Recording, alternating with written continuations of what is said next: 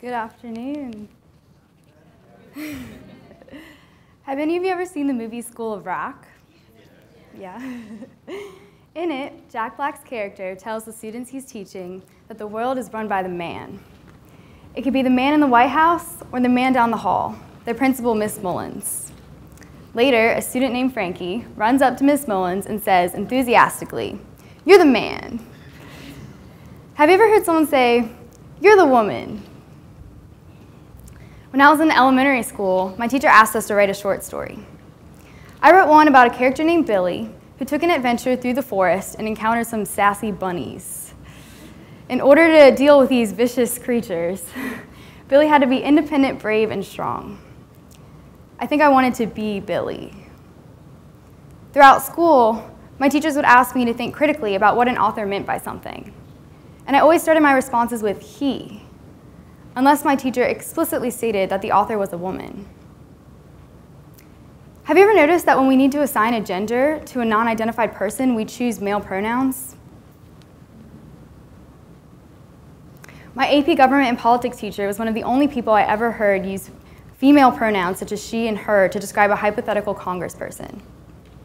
Just out of curiosity, did any of you think of a woman when I said teacher? Because he's a man. We tend to use male pronouns, but we also assign genders to different words based on stereotypes. In a recent reading for class, I saw, when Garrett Harding describes the tragedy of the commons, he says, "Each man is locked in a system that compels him to increase his herd without limit." When we first learned about the beginnings of America and the Declaration of Independence, we were taught that all men are created equal. I was telling my roommate that I needed to work on my study abroad application responses to send to my recommender. My professor from first semester had agreed to write me a letter if I sent more information. My roommate asked me, "What does he need them for?" And I said, "Well, she needs it so she can write relevant points about me in her letter." When we constantly assume that the unknown person is a man, we start to forget that it's also possible for the person to be a woman. There's this common riddle that I heard. A boy and his father are driving along a road and they get into a terrible car wreck. The father tragically dies, but the boy survives and needs immediate medical attention. They take him to a hospital and get him onto the operating table. A surgeon walks in, takes one look at him and says, "I can't operate on him. That's my son." How is this possible? The answer is that the surgeon is a woman. She's his mother. I honestly could not figure that out the first time I heard it.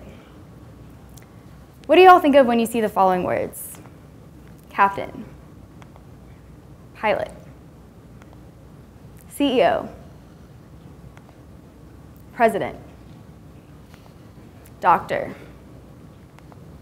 lawyer, scientist, mathematician, director, professor.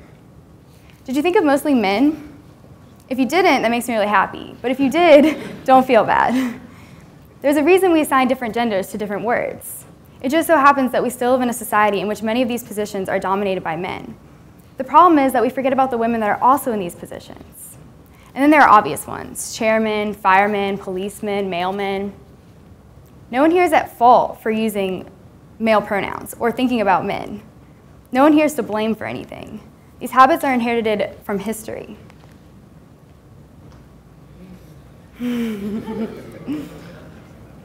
I have a few least favorite words. These include manpower, man-made, and mankind. I hear them all the time. I can remember in elementary, middle, and high school, and now college, listening to scientific instructional videos, and the narrator would start out and say, "Since the start of mankind." Well, mankind technically means both men and all people. But what if white people meant people of all races? Or young people meant people of all ages? That would not be accepted.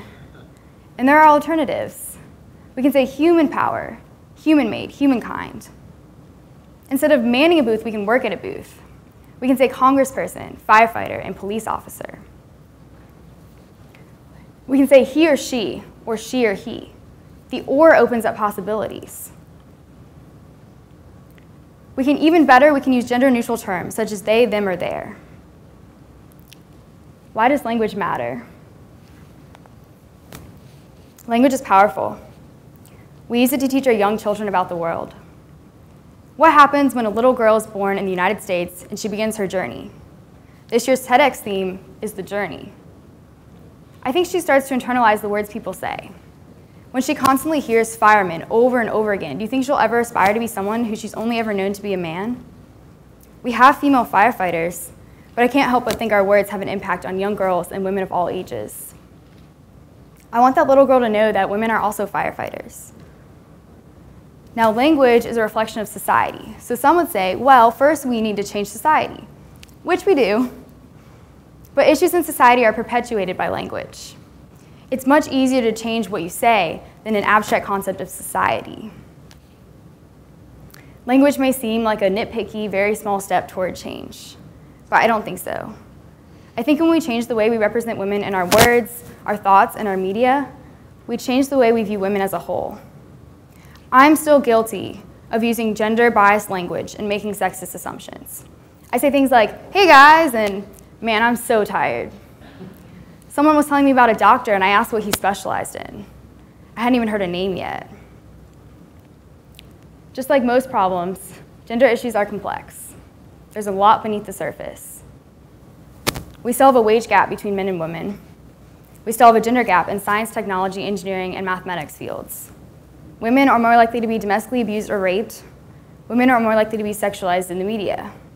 Women are underrepresented in government. Women are underrepresented in movies. There's a lot of work to do. But here's something that's easy. It's easy to be a tiny bit more aware of the things you say. And I'm not the only one who thinks about this. The National Council of Teachers of English has established guidelines for gender-fair use of language to avoid exclusionary forms of speech. The European Commission published an English style guide that calls for gender-neutral language. And some studies, such as the one in the Springer Science plus Business Media Journal, show the correlation between gender equality in a country and its gender neutrality in language. You might not think that your language choices will drastically change the world. But it's a lot easier to change your language than to change the world. And you know what the cool thing is? I think your language choices will change the world. Maybe when these possibilities open up, we'll have more female CEOs and pilots. Maybe we'll have more stories in which protagonists are female. Maybe I would have written about Brianna instead of Billy. Maybe next time when Frankie runs up to Miss Mullins, he'll say, "You're the woman," and it'll have the same impact as, "You're the man."